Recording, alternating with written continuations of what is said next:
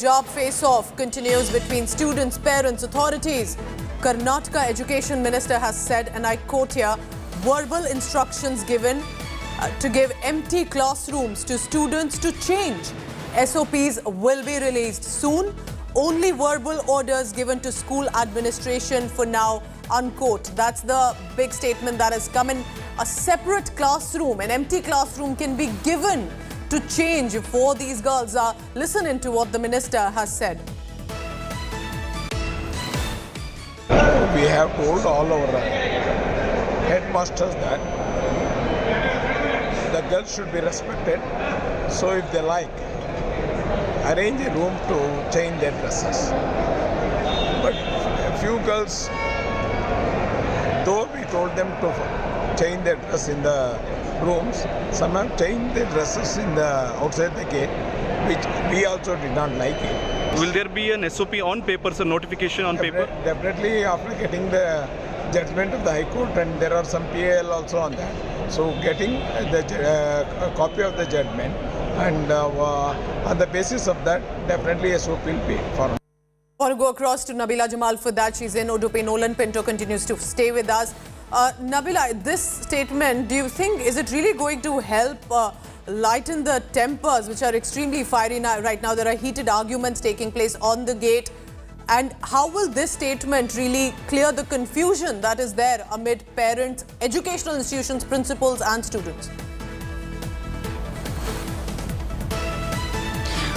Pooja, it doesn't appear that this is really a solution for all the commotion that's happening right here, because these are not colleges or schools that earlier did not allow for hijab inside their institutions. These are schools and colleges, many of them, which earlier allowed for hijab to be worn and now have suddenly taken a U-turn. So asking for students to be changing their hijab in a separate classroom, making them sit separately from their classmates only so that they can be accommodated, is really not a guideline that must be given to colleges. Or even if they are giving that to colleges, they've also got to give another instruction that those colleges that continue to allow hijab for so many years must continue to do so, because that's exactly what the interim order says. It says those colleges that had preset guidelines maintain status quo. Those colleges that allowed can continue allowing. It's all about the negotiation between the college management and the students.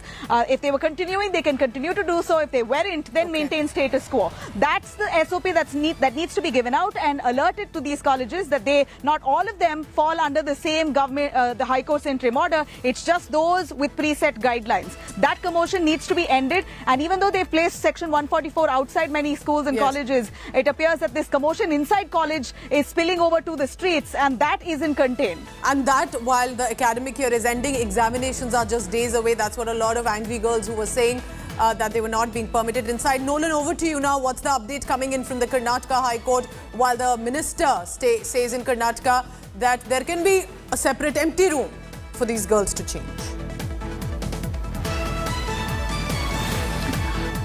That is one of the SOP that most of the colleges want over here, but they want a written SOP. It can't be a verbal order, because verbal order, tomorrow anything, the government can say that they never said it.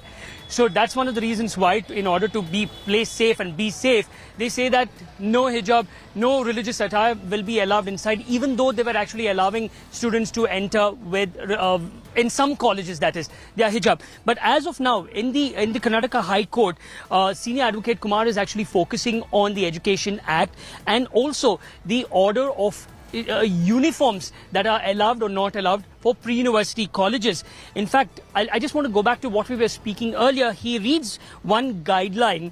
He says uniform is not mandatory for students studying in pre-university colleges, but some colleges and management committees have imposed uniforms as mandatory, which is illegal.